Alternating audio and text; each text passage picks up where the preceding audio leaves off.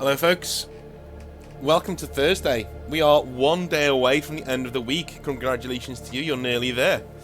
If you like what I do, the subscribe button is down below, the Patreon button is also down below, the Composite Games link for their prize draw is also down below to make sure that we're helping them out and getting them their new place to go to. Good old fundraiser down there. But today, I want to bring your attention to our sub count. It is on the way up, it is ticking up, and I want to make sure we get to the 15k sub mark by the end of the year. If you are new here, then please make sure you subscribe. It means a hell of a lot to me. If you've been sitting on the fence, you know, one click of a button could get me towards my 15k target by the end of the year. So, if I've ever done anything for you, or if you think that your friends could get a kick out of me, then send me their way and see if they want to subscribe as well. Anytime you do that, it does help me out. So thank you so much. And thank you also to the lovely people over on Patreon and the members of the channel. You guys help keep the lights on around here. You are all splendid. And I have something very nice planned for you for when we get towards Halloween. But I'll discuss that nearer the time. So, let's jump in, shall we? Because today we have the Brain Trust. And this is a WhatsApp group I've been in for quite a while where hobby store managers, Games Workshop managers, we all get together and we basically have a little bit of a chin wag.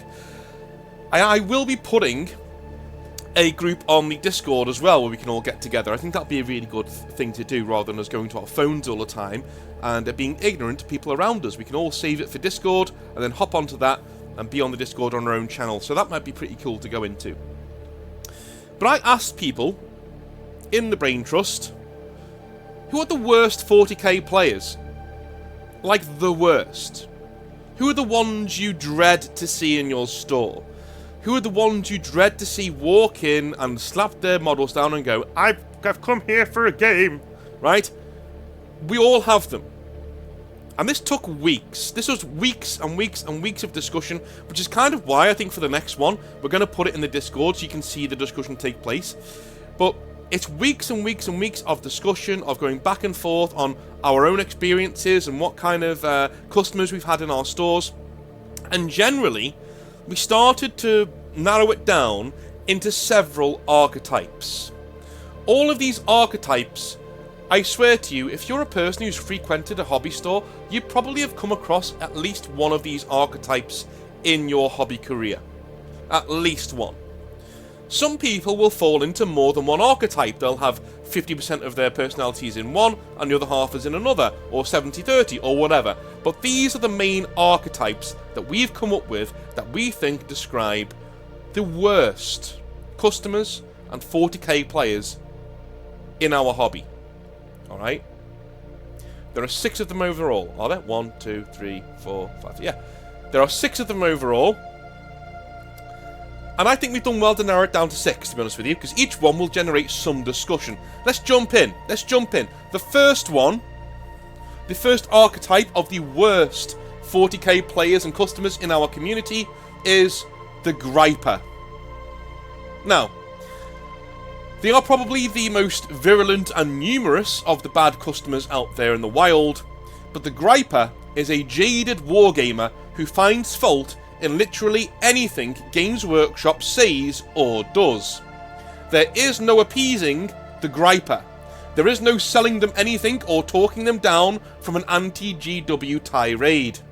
He is there to turn people away from your store and your products, and he has the absolute gall to stand in plain view in front of you whilst he does this. This coward, of course, will hide behind free speech if taken to task, without realising that just as he is free to speak his mind, you are also free to ask him to do it elsewhere if you are standing on private property, which you are. The Griper can get in the bin. Here's another thing with the Griper as well, because he will, I've seen this before, seen it happen, it's happened to me, somebody hides behind free speech, and I value free speech incredibly highly. It's one of the core human rights. So don't ever think that somebody is taking it away from you without due cause. Here's the thing. Do you know what you're not free to do with free speech? You're not free to run into a theatre and shout, "There's a fire!" So everybody gets put into danger and runs out, right? You're not free to do that. You're also not free to go to somebody's place of business and just, in my opinion, try to drive people away from their business for no good reason, because you don't like the thing that you don't like what the company itself stands for, right? They're within their rights to say, do you know what? Get out. Go away.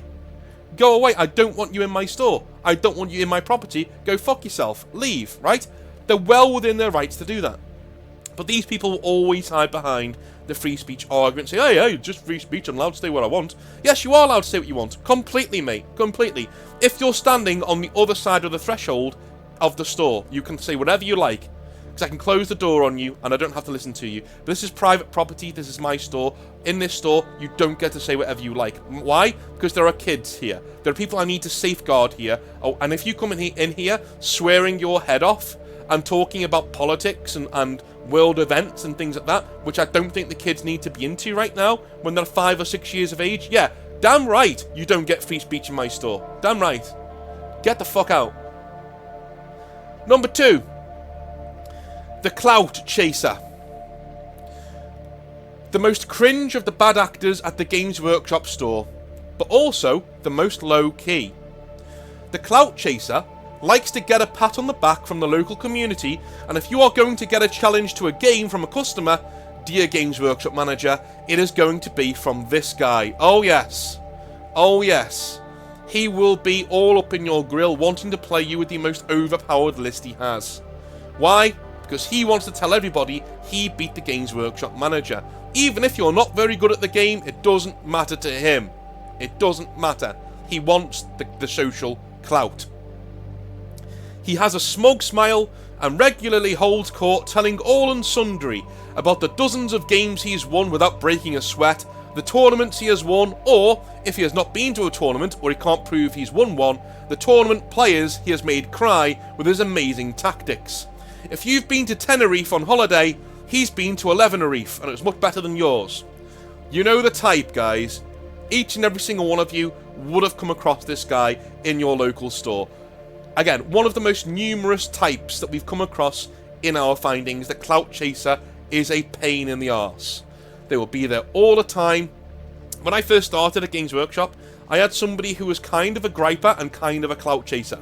He came in once, and it's the one good thing that my trainer did. Like, this guy came in, and he was there basically to pass snide remarks about Games Workshop and me. I had just been there for a day, by the way, so he didn't know me, you know. He said, well, he was like, well, I hope you last longer than the last guy, you know. I drove off the last Games Workshop manager, right, that kind of thing, you know.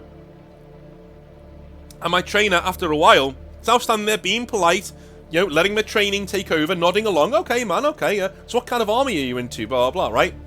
In the end, my trainer is reading a book. He just slams the book down, looks up at him and says, listen, my friend, are you here to buy anything today?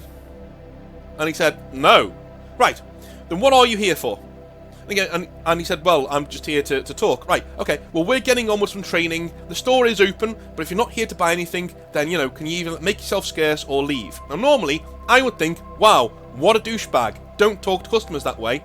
But I think my trainer had just had enough of this guy's passive-aggressive insults, and the trainer knew I couldn't say anything back because my trainer is sitting right there. So he took matters into his own hands and told the guy to piss off, which is about the best thing my trainer ever did whilst he was working with me at Games Workshop, to be honest with you. But that was a griper with a clout chaser. He wanted the clout of getting rid of, quote-unquote, the last Games Workshop manager by being rude to him all the time.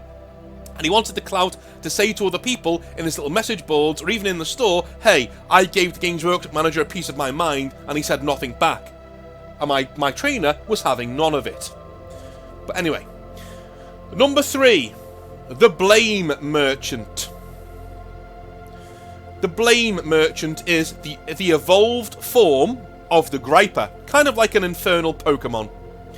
The blame merchant takes all of the ills that a griper has with Games Workshop, but instead of hating the company, do you know who he hates? You. Yes, you. The Games Workshop manager earning just over minimum wage to run a busy retail business that is slowly killing all of your love for the hobby you once adored. All of this you take on so the local community has somewhere to play games and have fun, all the while dodging the bullets of HQ for doing so. But no, You are at fault for every decision Games Workshop make and promote. It is all your fault, personally. The blame merchant will actively seek to get under your skin, and God help you if you react. He will go crying to Reddit or Bell of Lost Souls or wherever about how much of a big meanie you are, and how you are an example of everything that is wrong with Games Workshop for retaliating to his constant barbs. This is what the griper turns into when left to germinate in the bin we put him in earlier. You've got to take the bins out, ladies and gentlemen. You've got to take them out and empty them into the nearest dust chute or into the nearest trash compactor. Take that bin and get it in the fucking sea if you haven't done already. So some of these will evolve into another one. You know, it is just how it is. It is just how it is. And again, it's the worst type. People think sometimes that you're there with the Games Workshop colours on, or even if you're working for an independent store, they think that you're there to basically be bullied. They think that you're there to be shouted at, harassed, you know, even in the street. Even in the street, they can recognise you and start shouting. It's happened to me. They start shouting at you in the street about how much of a bad company Games Workshop is. I took my girl to a bar in my local city where I had a Games Workshop. I was not wearing Games Workshop colours. I was wearing my normal clothes, right? I had a bag with the Warhammer Aquila on it, because I like to wear it, because other players go, hey man, do you like Warhammer? And I'd be like, yeah, I love Warhammer. And we get talking about it, right? Well, I walk in, I'm there, I'm at the jukebox, and I start getting shouted at by somebody in the bar, right? About how they're not allowed to use Forge World stuff in stores and things like that. Dude, I'm out with my girl. Do you fucking mind? Do you mind? Like, this is ridiculous. Write a letter to the company or call them. What the fuck do you want me to do about it? What do you want me to do? Right? If I say anything, they'll laugh at me and then probably put me on a register where I'm about to be fired in the next couple of weeks, right? Leave me alone. Just let me live my life, alright? Just don't. Most of it, I'm telling you now, guys, if you're a Games Workshop manager or a store manager, most of this stuff comes from jealousy. Alright? It's jealousy because they don't realise how stressful the job is. They think that you're living the life of Riley, getting free models, this, that, and the other, and you're living off of their largesse, you know? It's jealousy. Most of it is jealousy. Most of it is, I wish I was a Games Workshop manager. I wish I ran my own hobby store. I wish I worked for Games Workshop. Most of it is that. That's most of the bile you're going to get in the actual sphere of the public space. It's just jealousy. That's all it is. And the ironic thing is, if they were in your job for 5 minutes, they would never be jealous of you again. They'd be like, yeah, I'm never going to shout at a Games Workshop manager ever again. Their job sucks. Anyway, the youngling beta. The next one, the youngling beta. That sounds odd, doesn't it? Quite rare these days, to be honest with you. The youngling beta is a 40k player who comes into the store and dodges all but the newest of hobbyists when it comes to playing the game. He will circle, smiling and getting involved in discussions, no problem. He will likely exhibit some clout chaser characteristics by bringing up an insane win-loss record, only for you to look over to who he is playing across the table every week and realise it is a hobby youngling. This does not always mean that the person they are playing is a young person, but in the hobby they are new and untested. They do not know their rules, and so the youngling beta takes great delight in beating their armies into a pulp. The youngling beta, if ever cornered by a normal or decent player into a game, will do one of two things. Number one, cry about how the meta is against him, or number two, stand there very quietly whilst his army is decimated, then complain that the game he just played wasn't very fun, and that to have fun and to play the game properly, both players need to have fun. That is a correct ruling, by the way. To play 40k properly, both players do need to have fun. But I find it very, very, very interesting that youngling beaters would only bring this up when they lost. They'd never stick to it if they were winning. And they'd only play new players. The youngling beta is essentially one of the worst people to have in your store, even if they're quite rare. They're worse than most of the other people on this list. Do you know why? Because they're driving away new people. Somebody who's taken the plunge and bought something to get into Warhammer, and they come up against the youngling beta who absolutely annihilates them and is smug about it. That would drive a lot of people away from Warhammer 40k and Warhammer at large in general. So the youngling beta may not seem like he's that extreme, but in reality, he's one of the worst on this list. One of the absolute worst. Here's one that is near and dear to my heart. The last two really are near and dear to my heart, so they're going to take a while. The Lore Master. You know him. Another of the more common of the worst players in your store.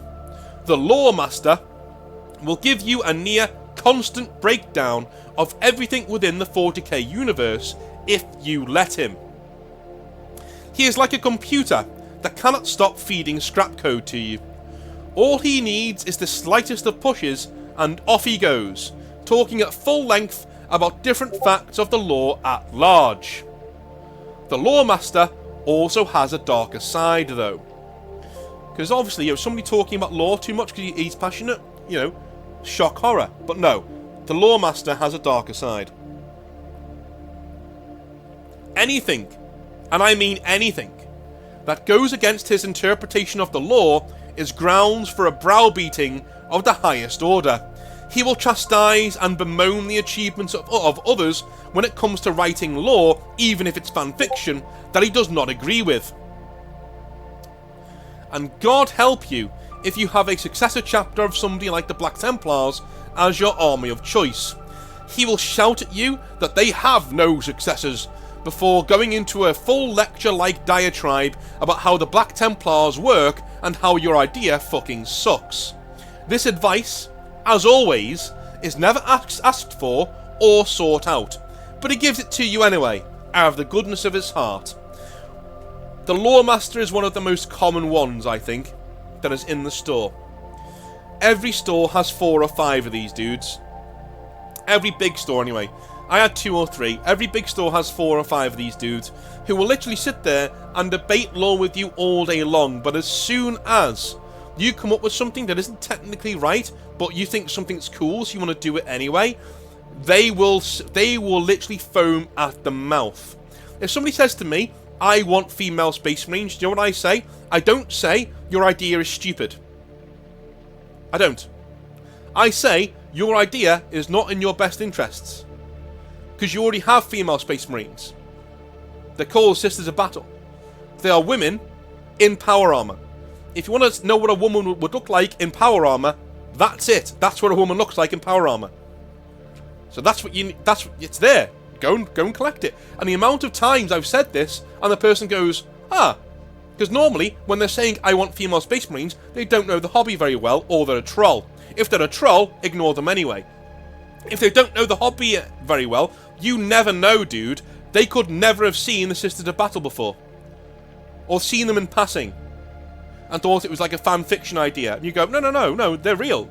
That's an army. Have a look at this. And they go, oh my god, this is awesome. And they go and buy themselves some Sisters of Battle, right? There are ways and means of talking people out of bad lore ideas. The wrong way to do it, the terrible way to do it, is to say, your idea sucks, you suck, and you shouldn't be here. But that is what the Lore Master does. If you say, I want to do a Black Templar successor chapter, all you need to do is, as a person, is shrug and go, hey man, that sounds kind of cool. I don't think they do have successor chapters in the lore, but hey, maybe you'll be the first one. Who knows? How would that work? Explain to me how that works in the lore. And if they don't know how it works in the lore, you can say to them, well, do you want to work it out with me? I bet you we can get that working as an idea, because 40k is a setting where anything can work, eventually, if you make it work, if you think about it, over and over and over again. Unless it's said in black and white that it can't happen, like the female Space Marines thing, it's been said that it literally, the process to make Astartes is, it's incompatible with a female body type, and hormones and things like that. That's fine. Hold that in. That's fine. We can just go on from there. But in terms of like the lore master, they will take your idea and they will shit on it they will pull their cheeks apart and shit all over it and not give you anything constructive to work with. Whereas an actual person who loves the lore will sit down and say, listen, that idea doesn't quite fit with 40k because it doesn't, Black Templars don't have successor chapters, but hey, why don't we work it out together? I bet you there's a way we can get them to get a successor chapter. Maybe they were lost in the warp and they diverged and became their own thing. Maybe they were this, maybe they were that. There's loads of ways to get about it in the lore. Because in the lore, it doesn't say you can't have successor Black Templars. It doesn't say that. It just says that they tend not to have them. They just don't have any, right? But that they don't have any when the lore is made. It doesn't mean they don't have any now. Do you know what I mean? Whereas there are very black and white things that you need to say, listen, that's not quite possible. That's fine. Female Space Marines is one of them. But again, there's an alternative to female Space Marines. We already have them. They're called the Sisters of Battle, and they have some of the best models in the entire fucking range. Off you go, right? You are not a lore master for gatekeeping properly. Alright? You're only the bad kind of lore master if you think everybody's ideas that don't quite, gel with yours are bullshit and you tell them to their face that they're bullshit in a rude way. You're an arsehole, dude. Don't do shit like that. Right. There have been a few lore masters in my comment section over the years as well. I will say that. The Troubled One. The Troubled One. The most controversial of the main archetypes of the worst customers and players of 40k. Each store has a few of these without exception. They are young men, mostly with some sort of issue that means they cannot work. It is, for the most part, physical in nature. For the most part. But sometimes it's mental. Sometimes it can be mental too. You know the type. He has absolutely no self-awareness, quite bad body hygiene, but he is a bit of a cult of personality. He calls a spade a spade. You cannot help but like him despite his flaws. He will sit there and explain an entire TV series to you from start to finish whilst you glue your models for the store. He is a walking, talking podcast. Just like a podcast though, not everything he says is interesting or even good to listen to.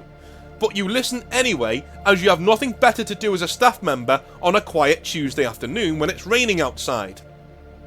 When, by the way, all the normies are at work.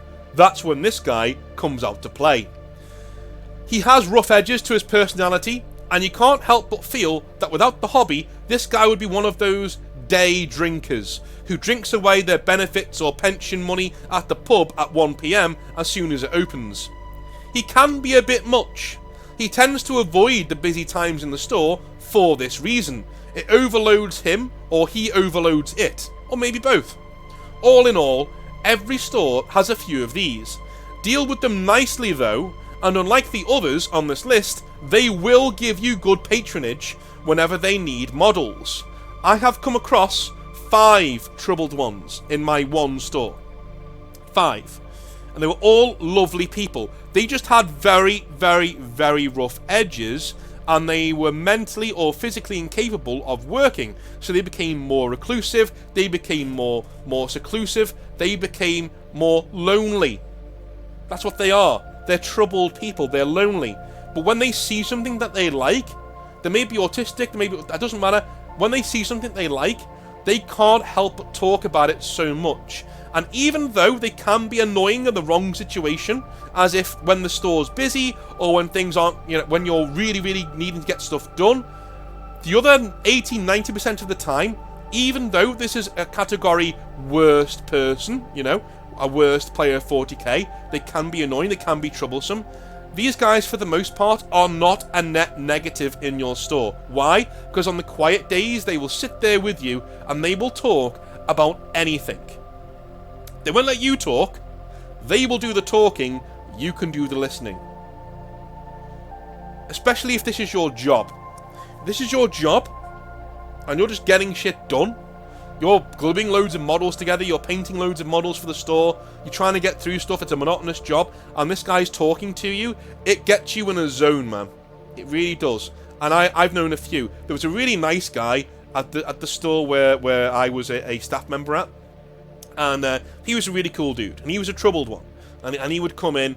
And he would sit there on a random Tuesday, Wednesday afternoon, and he would just sit there doing his own models and talking to me about a TV show he'd seen, or a video game he'd played, or this guy once described to me the entire arc of the Old Mary Dominion in Elder Scrolls Online, because I told him I'd never play it, but I was quite interested in it. And so he literally just did he told me the entire story verbatim from memory of what happened to his character. And it was great. I loved it. I was sitting there just doing my own models, and he would just sit there and he would talk about it. So not everybody on this list is a net negative. And this should show you how much, as Games Workshop managers, we love customers. Most of them anyway. Because even on the worst customers list, there's one of you, there's one archetype here that isn't a net negative. It's a net positive. And everybody beneath the troubled one, as in, you know, all the normal customers, they're all positive. Sometimes you will fall into one of these categories with your bad behaviour. Please don't do it in store. It sucks and it ruins the job. A job that is also already really difficult and really underpaid. So if you've ever done any of these behaviours, think on. Just think on, man. Just think on. Alright? Those are the archetypes. What do you think? Do you think I've missed one? If you're a Games Workshop manager, or if you've worked in a hobby store, do you think there's more to these than meets the eye? Do you think I've missed something? Or do you think some of them are quite unfair? Let me know in the comment section down below. I'll be back tomorrow with some more hobby nightmares. We have some brilliant ones tomorrow. I love you all a long time. Have a wonderful rest of your day, and I'll see you then. Have a good one. Bye now.